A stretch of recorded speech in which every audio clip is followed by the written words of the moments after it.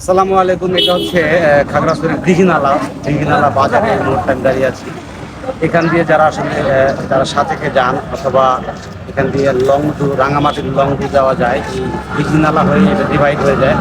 তো একটা সাইড দিয়ে এটা হচ্ছে লারমা স্কোয়ার মূলত এটা বলা হয়, কলেজ রোড, দিঘিনালার কলেজ রোড, লারমা স্কোয়ার। এখান দিয়ে কিন্তু আসলে খাগড়াছড়ি থেকে আসার পর সাজেকে চলে যায় সবাই।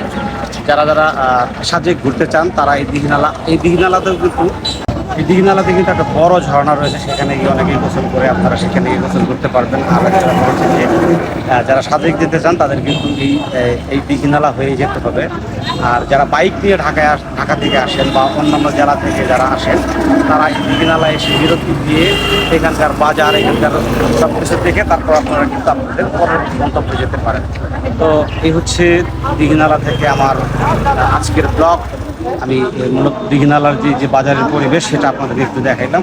এটা হচ্ছে মূল উদ্দেশ্য। ভালো থাকবেন সবাই। আসসালামু আলাইকুম।